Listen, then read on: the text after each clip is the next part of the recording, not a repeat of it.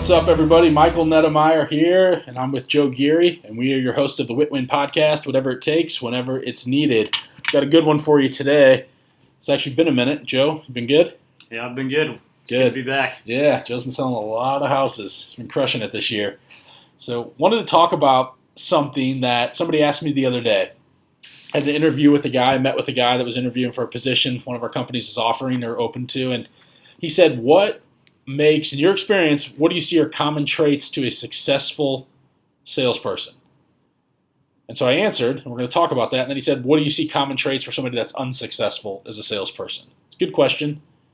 For me, and I had one word, it's consistency. All right, now there's more to it than that, but in my experience, and I think you would agree with this, Joe, if you're consistent and you consistently show up, you're going to succeed. Do you agree with that? 100%. Yeah. I think that that's the big thing that a lot of people don't do. Now here's the thing. You can be consistently bad at something, all right? So you have to be looking at from what am I consistent at? And I think for a lot of us, the first step is, am I committed to making this my career? Because so many people kind of go with 1 foot in, 1 foot out. They're like, well, if this starts to get to go, then I'll quit my job, or I've still got this side hustle. Because that's a thing too I see a lot. People, and it's so popular right now where on Instagram and all these social media platforms where people say you have to have a side hustle, right? Make your side hustle, this or that. I mean, it's bullshit, I think. Because I think that a side hustle, all that's doing is detracting or taking away energy and focus from your main source of income, right? So if my job, let's just say as a real estate agent, Joe's a real estate agent. As a real estate agent, if your focus or main thing is to go sell houses, why would you want to focus on anything else other than selling houses, right? Agree with that? 100%. And it's because people aren't consistent. So Yeah. they think that that real estate doesn't work or sales doesn't work because of their lack of consistency. And then what happens is they'll go and start, waiting table. They'll start doing Uber. They'll start doing whatever on the side to make extra money, and they never realize, hey, if they were just consistent in their sales role, they'd actually have the income they wanted. Yeah. And I think the challenge is, though, people don't see the results quick enough. 100%. So they don't, plan, because everything looks like it's easy and fast on TV, or they hear somebody else, or all the people out there selling programs that say that, they can help you get your business up and running in 30 days, or this, that. It's a commitment, and it's like anything else. When you start a business or you get into a sales role, it's going to take a little bit of time to ramp up. And the more consistent you can show up every day and practice the things you need to practice to get better at it, think about this. If you're getting good at your scripts every single day, how much effort and attention and focus are you putting on that? If you have a script, let's just say you're working internet leads, and you practice for 5 minutes a day, well, how good do you think you're going to be? What if you practice for 50 minutes a day? What if you practice for 5 hours a day? How good could you get?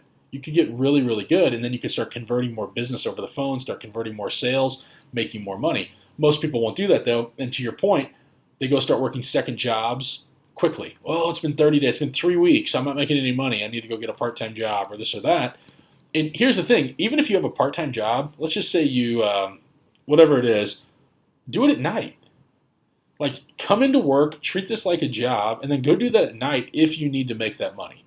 But so many people they take a part-time job during the day, or they just quit doing what is going to get them to start having success, and therefore they never succeed. And that's why so many people get out of this business very quickly, because they don't treat it like a real job, they're not consistent, and they're not doing the things they're supposed to do every single day. So think about you, Joe, like you're 4 years into this now. What do you contribute your success to? I think it's just like you said, consistency, and then I think the second piece of that is discipline, because I think the consistency without the discipline doesn't work, because a lot of people we'll see all the time, they'll only do the stuff they need to do when they feel like doing it, and on the days they don't, and we hear all the time, oh, my motivation was down today, or I just felt like shit, or I didn't feel like doing it, so I decided to just go home, call the day or call the week, and then I'll do it next week. And It's not a good strategy. It's not a successful strategy, because you can't be competitive, because, if you think about it, no matter what type of sales you're in, you're competing with, another salesperson, another business, another competitor, and if you take those days off, your competitor likely isn't. Right. So it's those days where you can get ahead on the days that you don't feel like doing it, and you do it anyway. Those are the separators to me. I agree with that. I think that so many people say, I'll pick it up again Monday. I'll start next week. Well, next week I'm going to get after it. Next week. Well, how many times do you want to start over? Right? And because I think, too, that the people that tend to do that are the ones that never get ahead. It's like, if I'm going to commit to something, it's like when I talked about the other day when you start a diet and you say, well, it's Thursday, you know what, on Monday I'm going to start my diet. well, you're not committed, and you're not going to stick to it. Because if you were committed, you'd start today. If you're going to say, oh, how many times are you going to start again on Monday? Like we do a thing called the 12-week year. It's a book. It's a really good book. And people will say, well, I'm just going to kind of chalk it up for this 12 weeks. There's 2 weeks left. I'm just going to pick it up into the next quarter. So they're giving up 2 weeks of momentum, 2 weeks of being consistent, and they have to start over. And you don't want that. And that's why so many people in sales and in general in real estate as well, like they get on the real estate roller coaster. Good month, 3 bad months. Good month, 3 bad months. It's because they stop doing the activity that got them the clients, and they start servicing the clients, and they stop doing the activity. So then they close those clients, they get paid, and they have to start over. Where I'm going to brag on Joe for a minute. He'll sell over 50 homes this year, right? In his 4th year, young guy, 22 years old, he's going to sell over 50 houses this year. He shows up every single day. He had a $2 million closing the other day. He was in the office the next morning, right? Shows up every single day consistently, and that's why his business continues to go and go and go and go, and it's not falling behind, or it's not like, hey, good month, bad month, bad month, good month, bad month, bad month, good month. It's good month, good month, good month, good month, because he's consistent. He shows up. He does the things he's supposed to do. So if you're a new realtor or you're a new person in sales, be thinking about that. Am I treating this like a real job? If I'm on a 100% commission position, am I treating it like a real job? And what I would also challenge people to is look around the environment you're in and start looking at how much potential income can you make? Because that's a big thing I see people as well. They say, well, I'm only, like, think about somebody that starts off with a base plus commission. And they say, well, I'm only making 30 grand. Well, what's the person in your role that's making the most money? How much are they making? And let's just say it's $300,000. There's somebody there who's been there for a few years or whatever. They're making $300,000. Why would you ever want to go get a part-time job or a side hustle to make more money when you have the potential to make $300,000 there? Now, so that's what I'd be looking at is there anybody in your organization that's making the kind of money you make? Now, if your goal is to make $3 million and there's nobody there making $3 million, you might need to look for other options and go make 300 first, because you're not going to go from making 0 to 3 million. It's just in a sales role. It's just not going to happen. So if let's just say, look, well, I want to make 3 million a year. Yeah, cool. But go make 300 first and get to the maximum you can in that role, and then start looking for other opportunities. Because a position that's offering $3 million isn't going to hire you when you haven't sold anything. So there's levels to this as well, and it's not just like so many people think they deserve more than they do too. Oh yeah, 100%. Yeah, which is crazy. It's you've got to show up, you've got to practice, you've got to get good, you've got to get experience, you've got to get deals under your belt. You have to start becoming valuable. When you start to become valuable, other opportunities start to open up for you. But it's not a matter of like just because you're showing up doesn't mean you're going to be good. You have to put the work in and put the practice in. Yeah, I think one thing, too, that people struggle with is kind of the belief. I know we've talked about this before, the belief they can actually achieve their goals. And I think the reason they don't believe it is because they never build any momentum and don't have enough consistency to build that momentum to start having wins. I was talking with one of our team members today about how his income goal this year was to make about $90,000, and he's very, very shortcoming of that. And basically the conversation went, hey, since I've actually sold a couple homes now, I actually have the belief that I can actually hit my goal and get close to my goal, versus before when I didn't sell anything, I never thought I could do it, and it seemed like a very huge leap and something I could never achieve. That's a great point. Yeah, I think that's a great point, because I think that too, like, that's why I think it's important too with goal setting as well, to set something that you feel is attainable. I'm all for stretch goals, but if you don't believe it's attainable, like if you just set a goal for, let's just say you're brand new, young person, whatever, and you want to make $100,000 and you don't think it's possible, you're never going to get there. But set a goal that you think you can hit. And to your point, the reason he's getting experience now and he's building confidence. Right? And so now it's like, hey, I can go do this. Right? And I think that's how it was for me early on. I know that's how it's been for you. It's nobody knows if they can do it or not. And the way you do that is go out and do it, go out and prove yourself and start making those deals happen. You start to build that confidence. And the key then is just to stay consistent. 100%. Because once you have that confidence, everything becomes a lot easier because you believe you can do it. You believe you're the best. You believe anybody you talk to, will buy what you're selling or use your service. Which is key. But the reason you don't build that by not showing up and practicing. Exactly. You have to be very consistent and build that momentum in order to get to that point versus, if you show up 2-3 times a week for 4 hours a day, do you really think you're going to build confidence? Right. Do you think you're going to build consistency, momentum? No, you're not. You're just going to have half of a business at that. Yeah.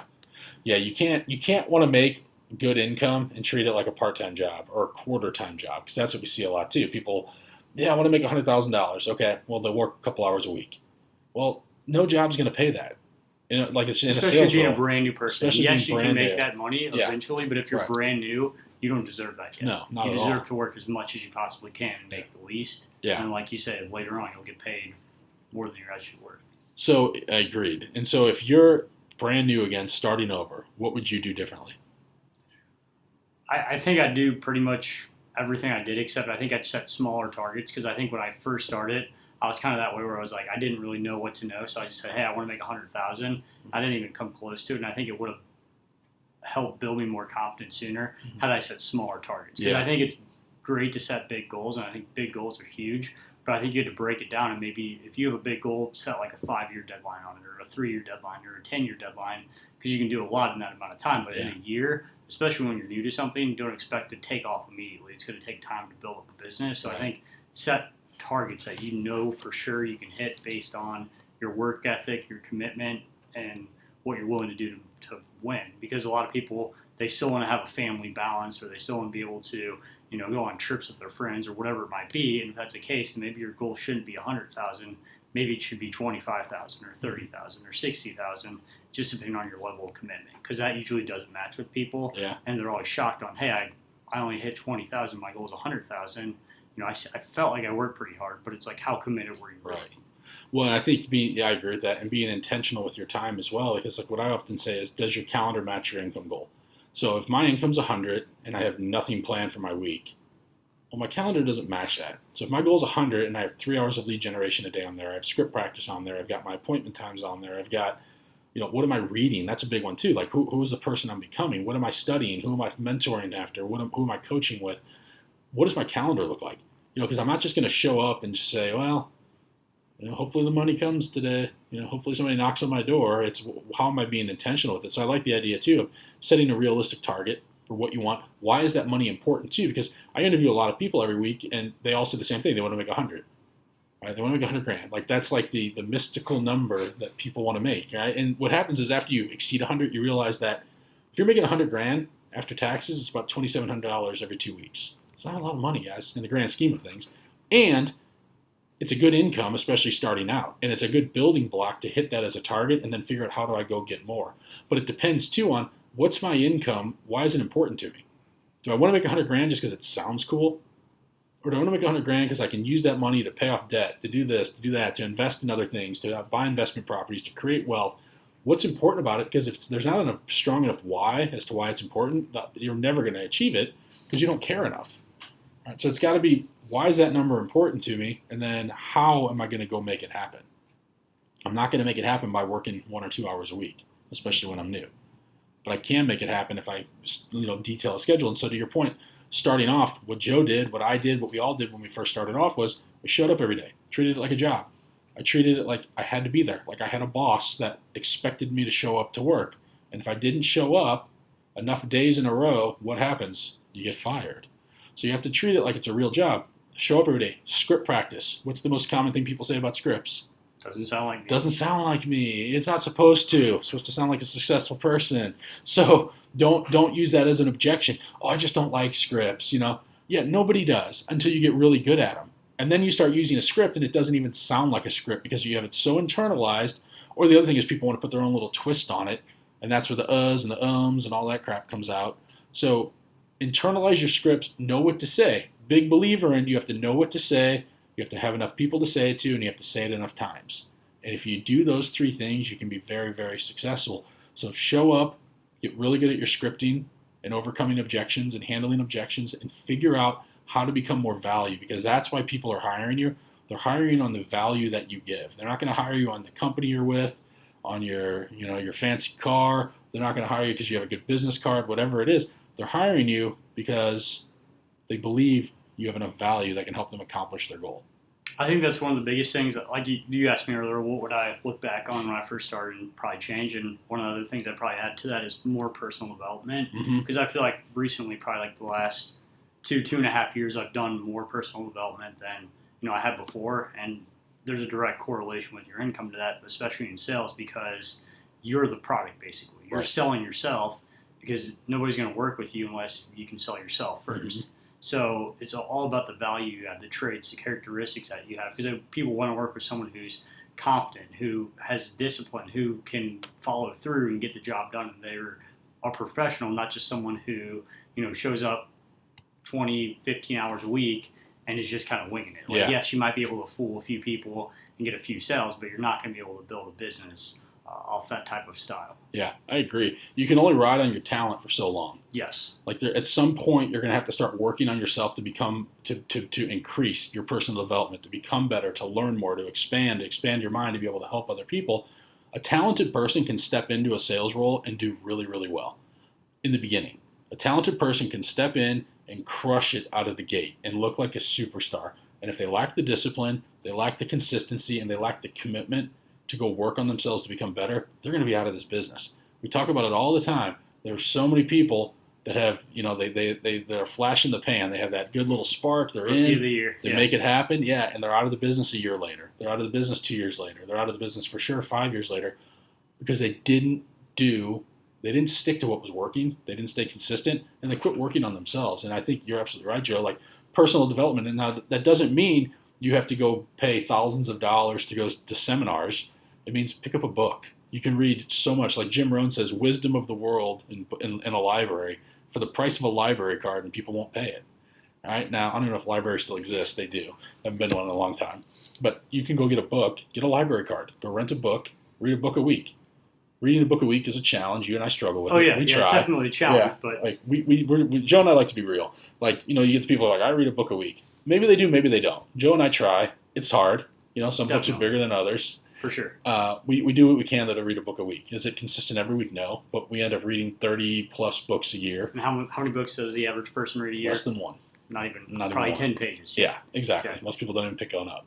But think about that from a personal development perspective as well. How are you getting better? Because there's nothing worse than being the same person next year that you are today. How do we continue to grow and develop ourselves and get better every single year? And I think we've talked about in the past as well. It would be like if you repeated 8th grade 8 years in a row, would everyone think you're kind of a dummy? Yeah. But most people will go through their life after their formal education's over. Most people will go through their life living the same exact life year after year after year after year, never getting better. Being content with a 3% a year raise, being content with, well, this is just the way my life is. It's never going to change. If you really want to change your life and make it better, you have the ability to do it. You just have to have the want, the commitment, and then go figure out the knowledge and how to get it. Absolutely. And nobody's going to save you, too. The government's not going to save you. Your sister's not going to save you. Your boss isn't going to save you. It's all up to you to make the change. Absolutely. The people that live on, and that's fine. Some people need the government assistance in that, but think about it. People on the government assistance, what do they get? They get just enough. They get just enough to get by. There's nothing extra. There's nothing extra for vacations. There's nothing extra for, you have enough. You have the basic needs covered. But is that really why we were put on this earth? Were we put on this earth just to have just enough? When there's so much abundance. I mean, think about it. There's more money on this planet than people. Right? There's an abundant amount of money and resources and knowledge and everything else out there to go achieve whatever life you want. But it all starts with you have to show up and you have to be consistent. And then you have to develop the discipline to be consistent on the days you don't want to be. Because there's going to be plenty of them. There are plenty of days I don't want to show up. There's plenty of days Joe doesn't want to show up. There are plenty of days where it's easy to be like, well, I've got enough money. I can just throw in the towel. But it's all about what's important to you. What do you want? What are my goals? Where am I going? Where do I want my life to go? What do I want my life to look like? And if I show up consistently, I'm going to make it happen. That's all we got for you today. See you next time.